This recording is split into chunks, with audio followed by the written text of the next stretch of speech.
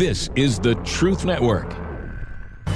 Hidden treasures of the Song of Songs, which is Solomon's.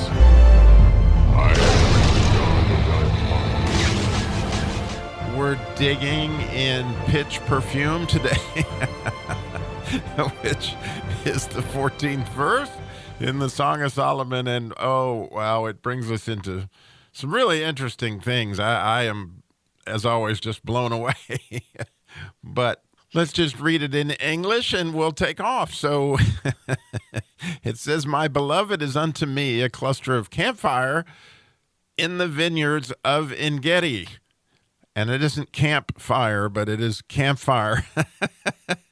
Or actually would probably be better translated henna.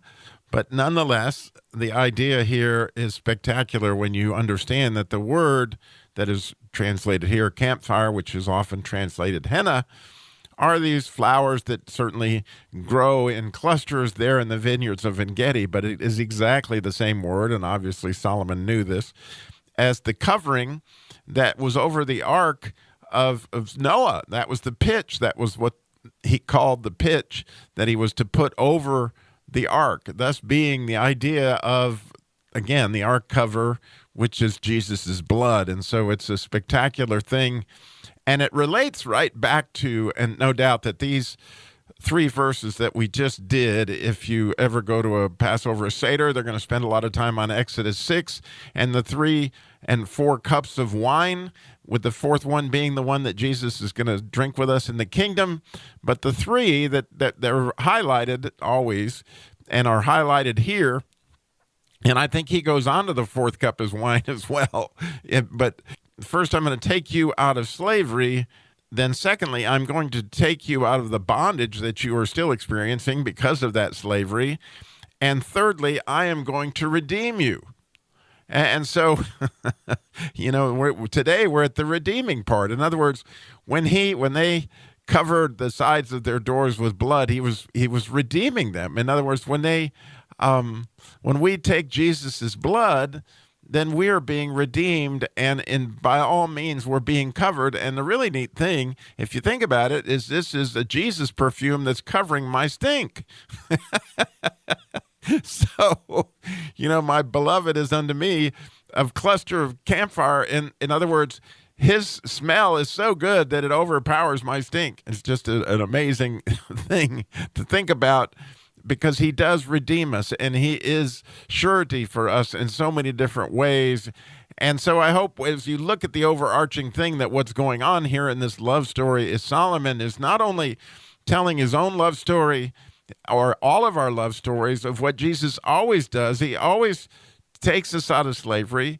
He always takes the bondage away that we've been held in because of our slavery, and he always covers us. Well, the next thing is he's going to take us to be his people, and of course we're going to get to that next.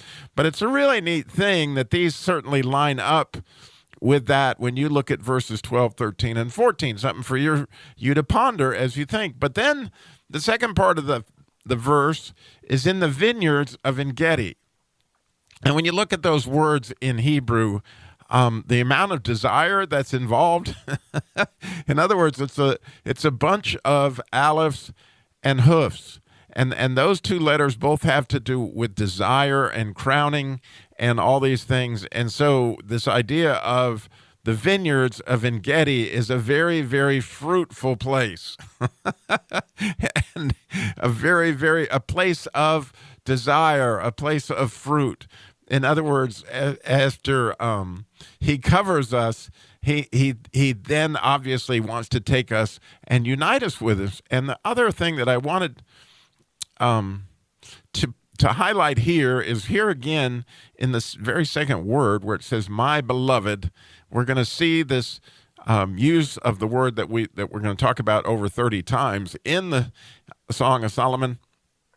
But the way that word is a daled, vav, daled, and we've talked about before, it is the same exact letters that are in King David's name. And it has this idea, if you look at the daled section, of this very humble servant who hopefully is going to run in the path of the commandments, because it's going to do, like Jesus said, if you love me, you will do my commandments. But also something really, really neat about the letter Daled, especially if you put a yud before a Daled, you get the idea of hand, all right? And you might have heard the word yada, which is the word to be fruitful. In other words, when people yada each other, then they're going to obviously have a baby, or when they know, when they knew in a biblical way. And so this idea of the beloved here is almost, the more I've thought about this, is almost like hand in hand. Like, just like the Beatles would sing, I want to hold your hand. Well, here God wants to hold your hand. And obviously, as we're serving him, we usually serve him with our hands, and work with your own hands. That's a common theme in the Bible. But the really neat thing of here is, wow, if I could do my work hand in hand, right? That if I truly am serving Christ, that I'm not only serving Christ, but serving Christ with Christ. It's pretty easy to serve Christ. It's not so easy for me to serve Christ hand in hand with Christ. And that's the idea here, I think, in the Daled, Vav Daled, as you could see that is kind of like the serving, Vav serving, more serving, and these two hands that are coming together to make this serving happen. And I think it's a beautiful concept. So with all these ideas in mind, with this fact that we are covered in Jesus's perfume so that we can be extremely fruitful, and obviously as he is our beloved and we're hand in hand, the thing that I get tripped up in sometimes, and just I think it would happen to anybody who's on the radio and that kind of thing, is sometimes people gush, oh, Robbie, you're just so awesome. Well, they're just smelling my Jesus perfume. I mean, it's what it is. He covers my stink. And as he teaches me stuff, I try to share it because it just blows my mind every morning. And, of course, when I do my shows, it's the same thing. That God has given me everything it is that I'm sharing, and I could be more delighted about it. And so however that works, he gave me whatever gifts, so they were his as well.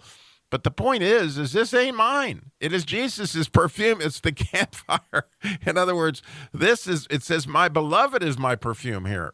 Understand that. And so, something for me to learn in this, sometimes listeners just really gush, and it's really hard to listen. But if I just focus on, and what I'm trying to focus on and think about is, wow, they're really gushing over where they saw Jesus.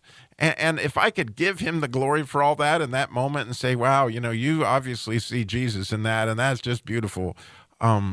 Because that's the idea that of any teacher, is that we would be a window into Christ, that you would get me completely out of the picture and just get a look at Jesus as clear as possible. And I hope even in this verse, right, that today, as you go through this day, that you realize that, man, you can reach through that window, grab his hand, and be fruitful with him, because apart from him, you can do what? Nothing. So hopefully, as we go hand in hand today, we'll remember this verse. Thanks for listening.